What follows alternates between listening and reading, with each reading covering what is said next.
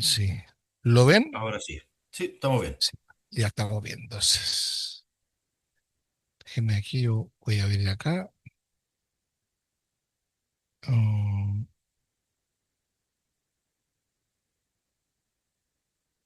bien, bien, hermanos.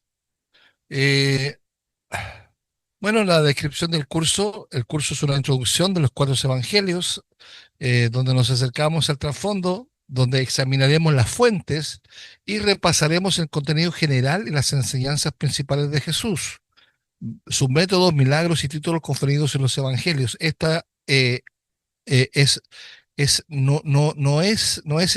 no es un curso de cristología, pero obviamente Cristo aparece, no es un curso de Trinidad, pero la Trinidad aparece, aparecen todas las doctrinas principales y cardinales de la fe. Eh, Así que como es una instrucción de los cuatro evangelios, no iremos acercando, eh, vamos a examinar las fuentes, a repasar el contenido general y todo eso. También los objetivos. El curso tiene como objetivo capacitar al alumno para, número uno, comprender el contexto y el trasfondo para el contenido de los cuatro evangelios. Y eso es importante, que comprenda el contexto y el trasfondo, porque no vamos a estudiar los versículo, capítulo a capítulo, sino que vamos a saber el trasfondo cultural, el trasfondo bíblico también que tienen los evangelios y el por qué eh, tienen el orden que tienen, etcétera. De entender el llamado problema sinóptico y dar una respuesta ortodoxa. Lo vamos a ver ahí en la tercera clase, lo que es el problema sinóptico. El tercero es conocer y memorizar el contenido general de los cuatro evangelios. El cuarto, asimilar las enseñanzas, milagros y entender los títulos de Jesús y entregar información clara y necesaria para que el estudiante maneje bien el ambiente y contenido de los cuatro evangelios. Entonces ya he leído la descripción y leímos los objetivos. Bien, mis hermanos, aquí vamos a empezar el resumen o la materia del día de hoy y yo tengo una pregunta ahí. Y dice, ¿cuántas coordenadas históricas verificables menciona Lucas capítulo 3 verso uno para situar el ministerio de Juan el Bautista? Y, y ahí me estoy refiriendo yo a Lucas 3 1 2 y quiero, hermanos, que ustedes puedan ver ciertas coordenadas o um, eh, ciertos episodios históricos que está nombrando. ¿Cuántos aparecen? Y quiero que me abran el micrófono para que me digan, para que contemos juntos. Dice el texto, en el año 15º del imperio de Tiberio César, siendo gobernador de Judea Poncio Pilato, y Herodes, tetrarca de Galilea, y su hermano Felipe, tetrarca de Iturea y de la provincia de Traconite, y Lisanias, tetrarca de Abilinia, y siendo sumo sacerdote Anás y Caifás, vino palabra de Dios a Juan el Bautista. Entonces, eh, aquí tenemos unas coordenadas históricas que nos habla sobre el relato teológico. ¿Y cuáles son esas coordenadas que las podemos verificar? ¿Cuántos emperadores, cuántos emperadores hay? Serían 15, pero en el año 15 sería uno, dos, serían seis, cinco. Ya, ya, ya, Y se pueden sí, sumar pero los sumos sacerdotes y Anás y ya, Caifás. ok. Entonces habría un emperador, ¿cierto? Y el emperador, ¿quién sería? Tiberio César, Tiberio César. justamente. Segundo, un gobernador. ¿Qué gobernador es? Poncio Pilato y Herodes de Galilea y su Ya, no, no, hermano no, no, no, Felipe. no, no, no, no, no, no, no. Un gobernador, Judea, de Judea, Poncio Pilato. Ese es el segundo. Gobernador Y romano. claro, romano. Y luego existen tres tetrarcas, que uno era Herodes, tetrarca de Galilea, ¿cierto? El segundo, ¿cuál era? Felipe de Felipe, Iturea Felipe, y Y de Traconite, y de la provincia de Traconite, ese es el dos. Y el tercero, Lisanias. Lisanias, tetrarca de Abilinia. Ok, ahí tenemos los cinco gobernadores, pero también tenemos dos sumos sacerdotes que nombra Lucas. ¿Cuáles son? Anás y Caifás. Exactamente. Entonces, esta es la señal más contundente, hermanos, de que el escritor Lucas no escribía una ficción piadosa, sino una historia teológicamente interpretada. ¿Ya? El estudio de los evangelios exige una inmersión profunda en la realidad política y social del siglo primero, trascendiendo la mera lectura devocional para alcanzar una comprensión fundamentada en la arquitectura documental de la época. Los relatos de Mateo, Marcos y Lucas y Juan no son construcciones míticas, hermanos, ¿ya? Eh, no son construcciones míticas ni alegorías suspendidas en el vacío, sino son crónicas ancladas en realidades históricas verificables por la arqueología, la la numística y las fuentes extrabíblicas. Ok, entonces, eh, siguiendo la tesis articulada que nos dice el texto que tenemos nosotros de lectura, la tesis articulada por Thomas D. Lea, el conocimiento del trasfondo histórico cumple cuatro funciones interpretativas sustituibles. Hoy día, hermanos, estamos viendo el trasfondo histórico, se me olvidó decirlo, el trasfondo histórico de los evangelios. Eh, y aquí tenemos cuatro argumentos de Lee o de Lea eh, de la tabla argumentativa. Primero, tenemos la seguridad interpretativa. Conocer, por ejemplo, a figuras como Tiberio, Pilato o Herodes permite captar el proceso real de sus decisiones sobre la iglesia primitiva. Por ejemplo, en la vacilación de Pilato, que aparece en Lucas 23, capítulo 4, perdón, versículo 4, versículo 14, versículo 22, solo se entiende bajo la presión política del amicus caesaris, que quiere decir el amigo del emperador. Entonces, esa vacilación que tiene Pilatos ahí, cuando esa presión política de que vemos que le están insistiendo que crucifique a Jesús y él no quiere, es porque justamente había un amigo. Él era amigo del emperador, entonces eh, eh, ahí estaba el asunto.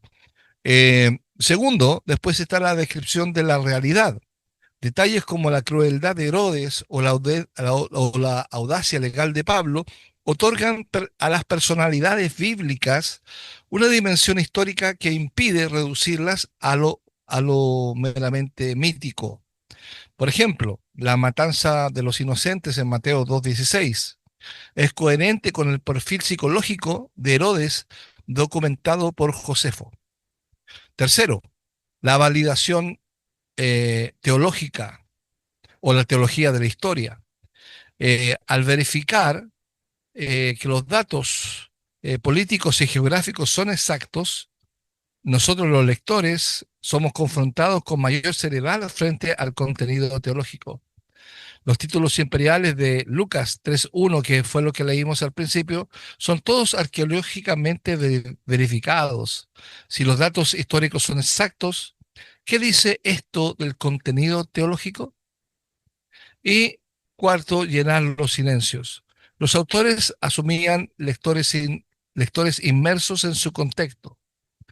Eh, el Nuevo Testamento asume sus primeros lectores conocían su entorno social y político y hoy debemos reconstruirlo. Por ejemplo, las referencias al Sanedrín asumen conocimiento de su estructura y autoridad. Entonces, hermanos, existe una diferencia fundamental entre el mito y la historia. Ustedes saben que Bullmann y todos los catedráticos alemanes, la gran mayoría del movimiento llamado teología liberal, empezaron con esta cosa de la alta crítica, empezaron a desmistificar eh, el Nuevo Testamento y a quitarle todo lo sobrenatural. Ya, pero el mito griego opera en el principio antes del tiempo. Y eso es interesante, ya que el Evangelio opera, eh, el mito griego, por ejemplo, opera cuando decimos en el principio antes del tiempo, pero el Evangelio opera en el año 15 de Tiberio César, cuando Pilato gobernaba en Judea. O sea, hay claramente una diferencia cuando decimos ante el tiempo, que es como esotérica, por decirlo de alguna forma, y Lucas, cuando dice en el año 15 de Tiberio César, cuando Pilato gobernaba en Judea, es histórica. Entonces, hay una gran diferencia entre el mito y la historia. Y lo que hace esto que es temporal, que no limita el mensaje, sino que lo valida ante toda generación y ante todo tribunal histórico. Entonces, eso es muy fundamental que lo tengamos en la mira, hermanos, cuando estudiamos los evangelios y cuando leemos y predicamos el evangelio. Eh, Bien, la identidad judía no fue una construcción estática. Vamos a ver la cronología de la formación nacional del exilio hasta la hegemonía romana. La, eh, Como dije, la identidad judía no fue una construcción estática, sino que fue forjada a golpes de conquista, de exilio, resistencia y adaptaciones.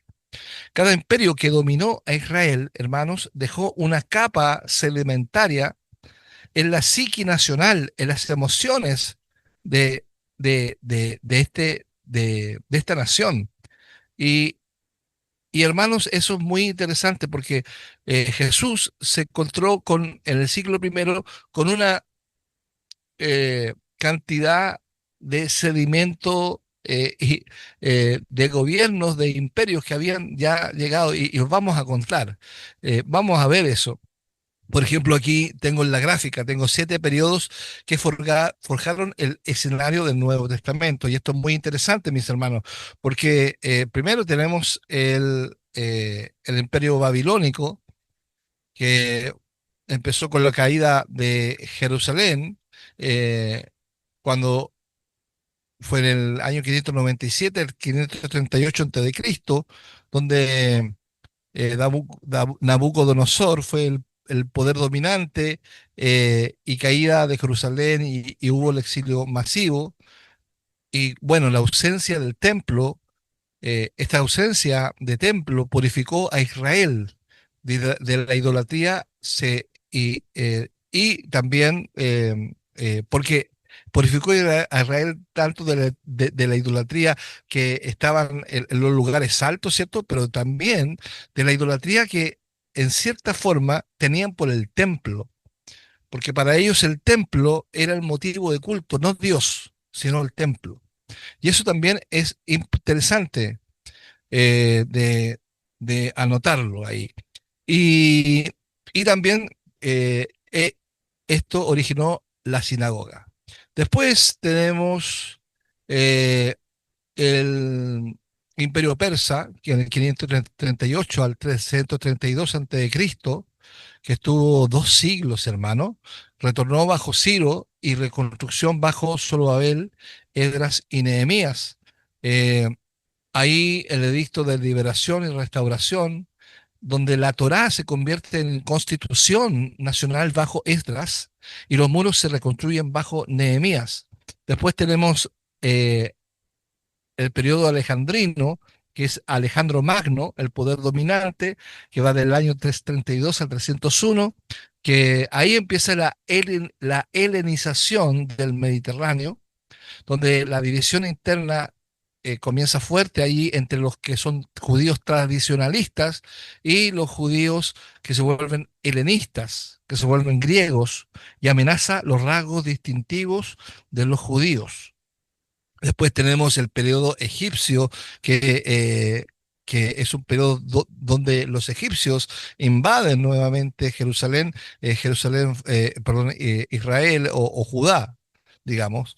Y esto fue el 301 al 198 con el poder de los Ptolomeos de Filadelfo, y donde en ese periodo eh, se tradujo del Antiguo Testamento al griego la Septuaginta. Y la Septuaginta posibilita la preservación escritural en la diáspora, en la diáspora, y prepara el Nuevo Testamento en griego. Eh, También tenemos ahí, también tenemos el Imperio Sirio, que también conquistó eh, eh, Jerusalén y Judea. Y aquí el poder imperial está en Antíoco IV Epífanes, que fue la profanación del templo en el año 168 antes de Cristo, que la imposición violenta del estilo de vida griego y de la apostasía. Ahora, ahí sucedió históricamente una crisis máxima, y a la vez también nació el celo religioso que engendra a los macabeos, que son los Hasidim. Los Hasidim significa los precursores directos de los fariseos. Eh, los Hasidim significan los piadosos, ¿ya? Los piadosos, y que los piadosos, que significa Hasidim, son precursores directos de los fariseos. Bien. Espérenme un cachito, déjenme silenciar aquí. Ok, ya. Eh, y después tenemos acá a los macabeos, ya los macabeos que Judas Macabeo y en la revuelta, en la purificación del templo, que ellos tienen 80 años de independencia, eh, y hoy hay una cristalización, por decirlo de alguna forma, del nacionalismo religioso y el mesianismo político. Y aquí hubo una purificación del templo y una independencia política judía. Y después eh, aparecieron los romanos en el 63 antes de Cristo en adelante, con Pompeyo Augusto, eh, con el emperador Pompeyo, y después el emperador Augusto César. Y el poder ahí imperante era la Pax Romana, y la Pax Romana, a través de estos reyes, que eran los tetrarcas, que eran estos reyes vasallos, que, por ejemplo, que ahí importante era Herodes el Grande. Y esto es importante, hermano, porque es el escenario de la encarnación, de la infraestructura vial, también de los caminos, que es muy importante para el trabajo que hace Pablo después. Pablo camina mucho, y es muy importante la infraestructura vial romana, la lingüística.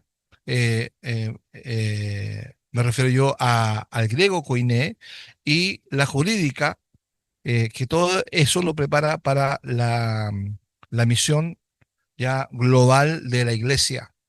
Y aquí hay un caso, hermanos, que es la crisis de Siria.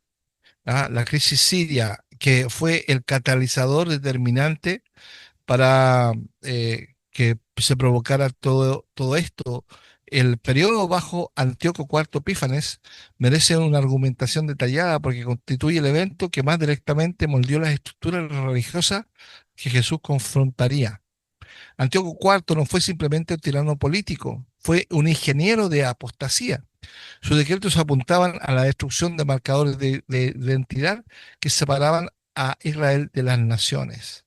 Eh, Bien, bueno, su programa de helenización forzada de Antíoco IV incluyó la prohibición de la circuncisión, la abolición del Shabbat, la destrucción de las copias de las Escrituras, el sacrificio de cerdos sobre el altar de bronce, la, el levantamiento de un altar pagano a Zeus en el templo, la instalación de una prostituta como símbolo pagano en el templo, etcétera. Y la respuesta que nosotros tenemos que ya nombraba era los Hashidim, que los Hashidim significan los piadosos, que son Matías, Judas Macabeo, todos ellos son los llamados los piadosos y que construyen un muro de separación espiritual para detener la helenización y la apostasía. Y el resultado a largo plazo fue un legalismo defensivo que Jesús confrontará en los siglos primeros después de Cristo. Y esto es interesante porque los fariseos son ¿cómo se dice? Eh, los que reciben la herencia son los herederos de justamente de los macabeos, de los piadosos. Entonces, el fariseísmo no nació de la maldad, sino del trauma, hermanos. Comprender que los fariseos eran los sucedores ideológicos de quienes dieron su vida por defender la ley. Permite leer los conflictos de Jesús con ellos en Mateo 23 con mayor profundidad. No era un conflicto entre santidad e hipocresía simplista, sino entre la letra preservada a costa de sangre y el espíritu que la cumple plenamente. Entonces, hermanos, eso es muy importante que se tome nota allí. Entonces tenemos el yugo romano y la fragmentación del poder. Tenemos Roma 63 antes de Cristo. Bueno, ahí hay un gráfico donde nos presenta a Herodes el Grande y el reino dividido después de su muerte. Después quedó Arquelao con Judea y Samaria, Herodes Antipas, Galilea y Perea, y Felipe II del norte y el este, tetrarca de Iturea y Traconite. Bien, vamos a avanzar un poquito. eh, Aquí vamos. Ok. En la diáspora, el judaísmo se va más allá de Palestina. O sea, aquí empiezan a poblar las naciones de- del mundo conocido. Para el siglo primero habían aproximadamente 7 millones de judíos en el Imperio Romano. La gran mayoría vivía fuera de Tierra Santa, congregados en ciudades clave. Los hebreos, que eran los hebraístas, mantenían estrictamente el idioma hebreo y arameo, preservaban intactas las costumbres, tradiciones y prácticas religiosas y exclusivas. Y también están los llamados helenistas, que eran judías que adoptaron el idioma griego y absorbieron aspectos de la cultura greco-romana. Mantenían la fe monoteísta judía, pero con un estilo de vida psicológicamente adaptado. ¿Ya? Y hay aquí una referencia cruzada que es en Hechos capítulo 6, donde se encuentra la profunda división sociológica que dio que dio el primer gran conflicto interno de la iglesia primitiva, que fue justamente el reparto de las viudas, que eran helenistas, y ahí se decidió el diaconado, ¿no?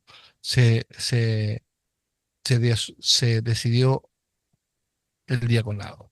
Bien, vamos a pasar ahora a un tema importante, que son los partidos dominantes del siglo primero. Ya los partidos dominantes. Bueno, están los fariseos y los saduceos. Yo, hermanos, les voy a pasar mi apunte porque no lo alcanzo a- a basar todo por el tiempo, pero se los voy a pasar, donde los fariseos, el nombre proviene del griego parash, que es separado. Eran los herederos directos del Hashidim, los piadosos que resistieron la helenización, que son los macabeos, del Antíoco IV. Y su separación no era arrogancia en su origen, sino que era una supervivencia espiritual. Y eso es interesante, mis hermanos, a la hora de tratar este tema de los fariseos. Y aquí tenemos un cuadro donde están los fariseos y los saduceos. Los saduceos también, ¿de dónde vienen los saduceos? Los saduceos representaban la aristocracia sacerdotal. Su nombre posiblemente se deriva de Sadoc, el sumo sacerdote de David, eran los dueños del templo, el Sanedrín y la política religiosa oficial. Y aquí existe una diferencia sustancial entre ellos. Por ejemplo, vemos en el cuadro que la identidad y base social, eh, los fariseos eran los separados o los puritanos, populares entre el pueblo común. Los saduceos eran la aristocracia rica, que eran los sacerdotes de élite desconectados del pueblo. La base de autoridad era la Torá escrita más la estricta tradición oral, que era el rabinismo, y los saduceos eran literalistas, solo aceptaban la autoridad de la Torá escrita. La visión sobrenatural, los fariseos creían en la providencia, los ángeles, los espíritus y la resurrección del cuerpo. Los saduceos eran mucho más racionalistas y materialistas y negaban la sobrenaturalidad y la vida después de la muerte.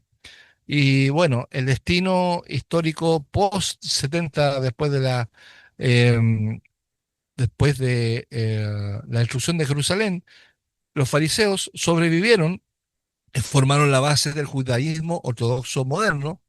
Los saduceos, hermanos, desaparecieron completamente con la destrucción del templo. ¿Por qué? Porque ellos vivían, tenían su razón de ser en el templo. Sin el templo no había razón de existir.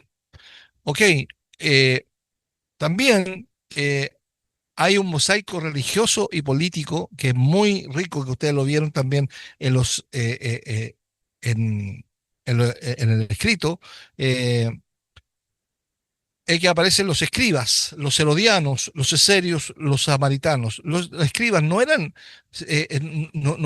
ni religiosos, o sea, no eran políticos, pero ellos eran expertos, estudiosos, profesionales e intérpretes de la escritura. Aplicaba la ley a problemas cotidianos, frecuentemente alineados con la teología farisea, que era una teología más bien pura, ¿no? Eh, Aunque muchos eran fariseos, su función era técnica y académica. Bien, los herodianos, vamos a pasar a los herodianos. Los herodianos, ¿ok? Que era esa facción puramente política, no religiosa, que respaldaban a la dinastía de Herodes, preferían la tiranía local al dominio romano directo, o sea que ellos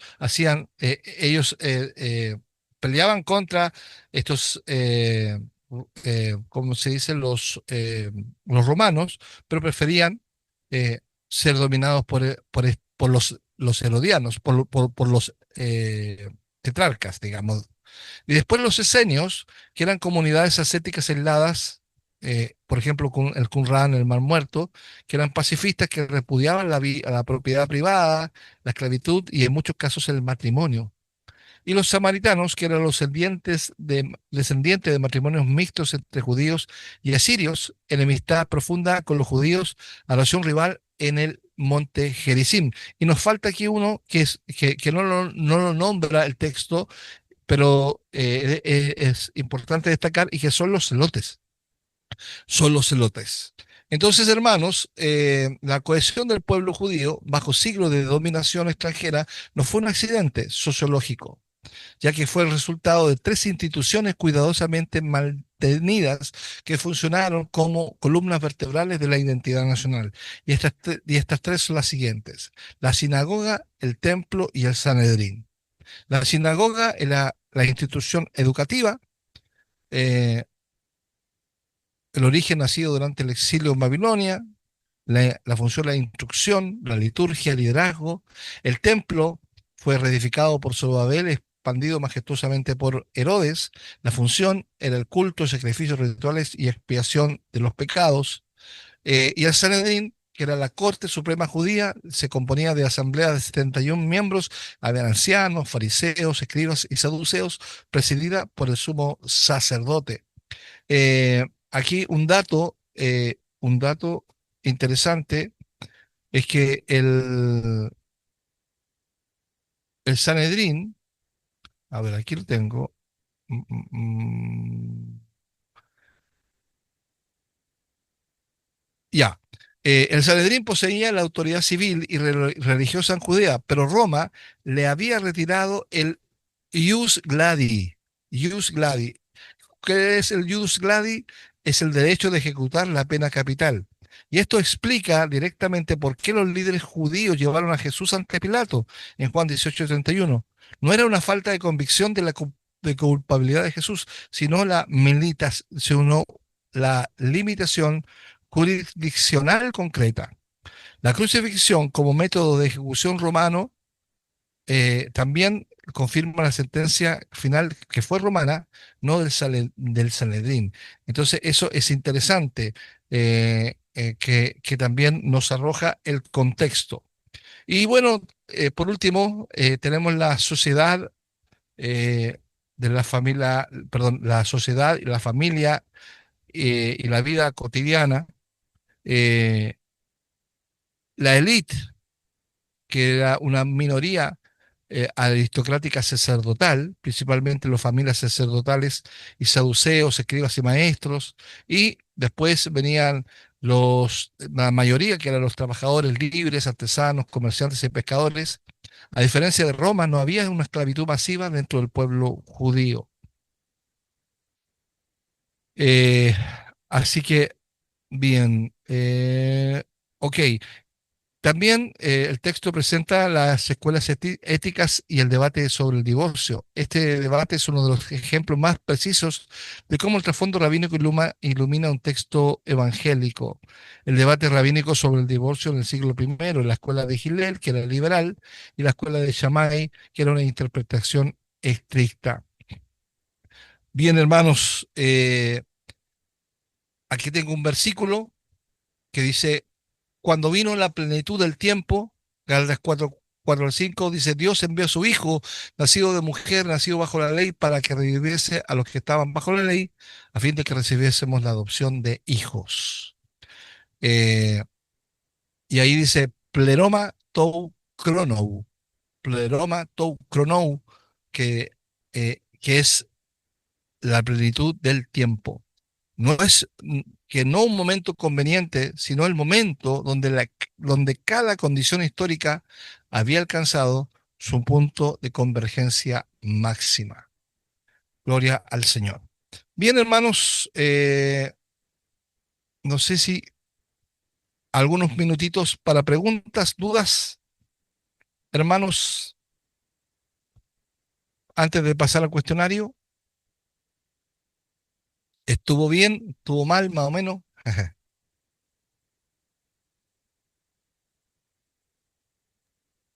Estuvo bien la clase y me voy a interiorizar más. Sí, es muy interesante, ¿ah? Es muy interesante leer todo este tema y obviamente yo aquí no doy una clase, sino lo que yo hago, doy un resumen de lo que ustedes están estudiando y conversamos también las preguntas que tengan del texto que están leyendo o cosas que quieran afirmar. ¿Alguno tiene alguna duda o algún comentario que hacer? Mi Pastor, comentario, eh, Sí, dale, Bingo. brevemente, cuando menciona el valor de la historia política en el concepto de la interpretación, me pareció que hay un tema que es más bien semántico, ¿ah? Porque habla de la teología en la historia y dice que cuando uno, o al menos lo que mencionaba el texto y lo que usted nos repitió ahí en la imagen, es que cuando uno puede verificar los detalles históricos, uno está confrontado a tomar en serio las verdades teológicas. Y creo que eso es un error, tanto del A ver, libro como decirlo así de abiertamente, dale, ¿por qué? porque en el hecho nosotros no dependemos de ver que el arca esté en el monte Ararat para creer en las promesas del Señor respecto al diluvio. Por lo tanto, el hecho de que nosotros podamos ver lo que hace es ratificar lo que ya creemos, pero no son para tomarnos en serio las verdades que ya existen. No, claro, claro, claro, como Por eso digo que tú es un dices, tema semántico, que es la manera sí, como se está sí, planteando sí, ahí. sí, yo lo entiendo como algo semántico, porque en el fondo, lo que la arqueología viene a hacer, la arqueología teológica o histórica, lo que viene a hacer, viene a respaldar lo que ya creímos, po. Claro. Eh, es, Claro, y- el texto lo que menciona es lo contrario, que nos invita a tomar en serio ahora las verdades que conocemos. claro, Y claro. ahí hay que tener un cuidado con Sí, eso. sí, Era sí, solo eso. sí, yo también, sí, por eso yo lo decía en esa salvedad. Gracias, Vinco, gracias, muy bien. No sé si alguno tiene otro comentario que hacernos. ¿No? ¿Ninguno? Bien, vamos a ir entonces al cuestionario. Vamos a ir al famoso cuestionario. Ya, a ver. Bien, partimos con la primera pregunta. Trasfondo histórico. ¿Se ve, cierto? Sí, se ve ya. Sí. Ok. Ok. Sí. Entonces, tenemos. ¿En qué manera el conocimiento de la historia política de la época nos ayudará a entender e interpretar los evangelios? Ya, rápido, rápido. César, Buenos días. O buenas buenas, noches. No, buenos buenas días, noches. buenas noches. Sí, sí. Leo, el conocimiento de la historia política en este periodo es fundamental por las siguientes razones. Permite una interpretación más segura del texto al conocer a los líderes, tales como Pilato, Herodes y otros, cuyas decisiones afectaron a la iglesia. Ayuda a presentar una descripción cercana a la realidad de los eventos, dotando las personalidades de una dimensión humana vívida que evita verlas como figuras místicas o míticas. Permite reconocer que el Nuevo Testamento ofrece una interpretación teológica de la historia verificable y finalmente ayuda a llenar los silencios históricos de los escritores bíblicos, quienes asumían que sus lectores originales ya conocían las entidades políticas de su tiempo. Ok, sí, muy bien, pero podías haberlo puesto también con los cuatro, digamos, elementos que dice Tedeli o Tedelea, Claro, que es la interpretación más segura, realidad de los eventos, pero está preciso lo que tú dijiste, pero nombrando esos cuatro, eh, estaba bien la respuesta. Para que los que la hagan, la respondan así con esas cuatro está correcta. Bien, vamos con la segunda. ¿Cuáles son los periodos de la historia de de Israel como contexto del Nuevo Testamento? ¿Cuáles son? ¿Quién me va a decir? Son siete. ¿Cuáles son los periodos? Los nombré.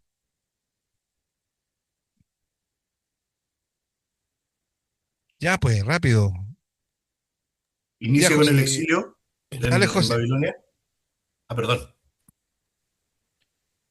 Ya, Eh, José, dale. Sería el exilio y la cautividad babilónica, el periodo persa, el periodo alejandrino, el periodo egipcio, el periodo sirio, el periodo macabeo y el romano. Muy bien, ahí están. Mira, ahí están los siete. El periodo babilónico, periodo persa, periodo alejandrino, periodo egipcio, periodo sirio, macabeo y romano. Perfecto, perfecto, muy bien. La pregunta 3. ¿Cuáles son los partidos y sectas que hubieron ahí en Jerusalén, en Judea? ¿Cuáles fueron? Los partidos son los fariseos y los saduceos, Ya, y las sectas son los escribas, los esenios, los samaritanos y los herodianos. Muchas gracias, pastor. sí, Está tratando de hacer de memoria, sí, pero está bien. sí. Los ojos son más rápidos. Sí, sí, y Y faltan los y celotes. faltan los celotes, lo- sí. sí, faltan los Que- celotes, porque los celotes no los nombra el texto, pero sí son importantes. Son importantes se- porque, ¿por qué? Porque los celotes no, no, digamos, yo estuve averiguando y no se nombran porque no eran digamos, una secta o no eran algo como de gobierno, ¿cachai? Sino que era un movimiento social más que político. Entonces, eran así como los de abajo, algo así. Bien, vamos con la tercera. ¿Quiénes eran los esenios? Pamelita tiene ganas de contestar. ¿o no? ¿Quién eran los esenios? Sí, Era un grupo bien apartado del resto, vivían cerca del Mar Muerto y llevaban una vida bastante estricta. Para entrar tenían que pasar por como un año a prueba y después esperar otros más para poder ser aceptados como miembros de verdad. Hacían votos para vivir con justicia, honor y lealtad y entregaban todo lo que tenían a la comunidad. O sea que no había propiedad privada y la mayoría no se casaba, aunque habían algunos grupos que sí lo hacían. No creían en la esclavitud ni les gustaba la guerra. De todas las sectas eran los que más se habían alejado de las costumbres judías tradicionales. bien, muy bien. Mira, eso todo lo que dijiste lo podemos abarcar en Ya. cuatro, que es el aislamiento radical, que desarrollaban una confraternidad ascética ahí al oeste del Mar Muerto, como tú muy bien dijiste, un ingreso restringido, requerían pruebas de carácter, imaginación, etcétera, una renuncia a la propiedad, que aborrecía la riqueza personal, y una vida ascética, que incluso repudiaban el matrimonio, la mayoría, carecían de esclavos, criaban niños ajenos y aborrecían absolutamente la guerra. Muy bien, gracias, hermana. Vamos con la pregunta 5. ¿Y a qué le responde? ¿Cuáles eran las instituciones?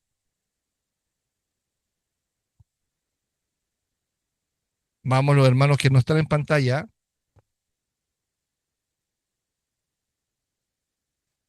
Vamos, vamos, vamos, vamos, vamos. ¿Quién dijo yo?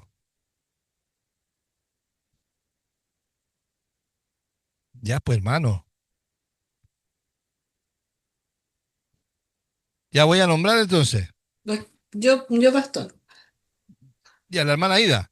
Verónica, Ah, Verónica, Verónica. Ya, buenas manito. noches. Dale. Apunta a la clase. Las Ok. sinagogas, el templo, el Sanedrín y la sociedad. Bien. Entonces tenemos la sinagoga, el templo, el Sanedrín y la diáspora. La diáspora como la vasta red de judíos dispersos por todo el imperio romano, clave para la posterior expansión del cristianismo. Con eso te referías a sociedad, ¿cierto? Sí, Sí, muy bien. Vamos, la pregunta 6. Y ahora la va a responder nuestro hermano, no sé, estará por ahí Giovanni, o nuestro hermano Danilo, mejor Danilo, ya, Danilo que está en cámara. ¿Qué es, qué era el Sanedrín? Yo, Sí, bueno, el Sanedrín era un cuerpo de 70 ancianos, judíos, fariseos, escribas, saduceos, y eran presididos por el sumo sacerdote. Y, veía la autoridad. no te escucho nada, yo, no te escucho nada. Danilo empezó a pegarse. Ah, bueno, bueno, pero, ok, hay que hacer una, una pequeña sintonía ahí con, no eran 70, ¿cuántos eran? 71, sí, bien, Pamela, eran 71 ancianos. Y ahí está, presidencia, el sumo sacerdote de funciones, la composición 71 ancianos, una coalición de fariseos, saduceos y escribas, y ellos velaban por el poder civil y judicial y la autoridad religiosa. Ellos era el Consejo Supremo de Israel. Bien, vamos con la pregunta 7. Según Tini o Teney, ¿cómo era el mundo del primer siglo? ¿Qué tienes a Vinco? ¿Lo tienes tú? Sí. Ya, dale. Ah, ahí está, sin micrófono.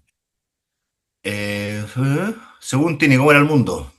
Bueno, Merrill Tenney expone que el mundo del primer siglo no difería del actual y que para comprenderlo plenamente es necesario comprender los trasfondos políticos, sociales, económicos y religiosos. de la época. Señala que las condiciones de vida y las relaciones sociales eran similares a las del siglo XX, es decir, en lo social estaba muy estratificado. Por ejemplo, había una aristocracia y había una mayoría de personas pobres, artesanos, etcétera. Culturalmente se respetaba a los mayores, pero las mujeres no tenían decisión ni obligación de aprender la ley. En lo político estaba predominantemente del mundo romano, hizo una quíntuple contribución a la expansión del cristianismo, y ahí detalla la pax, la ley, las comunicaciones, el gobierno y el talento. Por lo tanto, en el Nuevo Testamento no puede entenderse plenamente sin comprender el trasfondo político, social, económico y religioso de su época. Excelente, hermano. Muy, muy bien. Muy bien. Yo les voy a mandar este PowerPoint aquí también para que ustedes lo puedan estudiar también. Bien, la pregunta 8. La pregunta 8. ¿Qué cosa no se practicaba dentro del judaísmo masivamente? ¿Quién? Mauricio. Es que está por este micrófono porque Ah, tiene... ya. Ya, Mauricio, dale. Dale, Mauricio. No, no se practicaba la esclavitud de forma masiva. No te escuchas. No te escuchas. ¿No me escucho? No, ahí. Ahora sí. Pastor, Dale. no se practicaba la esclavitud de manera masiva. La mayoría de la gente Exactamente. era libre. Exactamente. Dentro del judaísmo no se practicaba la escritura masivamente. Bien, bien. Gracias. Bien, Julio. Pregunta 9. ¿Quiénes no tenían poder para la toma de decisiones de la comunidad judía? ¿Quiénes no tenían poder para la toma de decisiones en la comunidad judía? Este está fácil. Niños y ¿Quién? mujeres. Niños y mujeres, sí. Los niños y las mujeres carecían de poder para la toma de decisiones en la sociedad pública judía. Y tenemos la 10. ¿Cuáles eran las dos escuelas que existían para decidir sobre el divorcio? Yo, pastor. Ya, Giovanni apareció. Hola, Giovanni, pastor. Giovanni está resfriado. Sí, Ah, sí, te noté. Ya, eh, dime. la escuela de Gilel, que permitía el Ya, divorcio bajo cualquier pretexto, y era desfavorable y opresivo para la mujer, y la escuela de Shemai, que era la interpretación estricta, el divorcio solo era permitido en caso de infidelidad.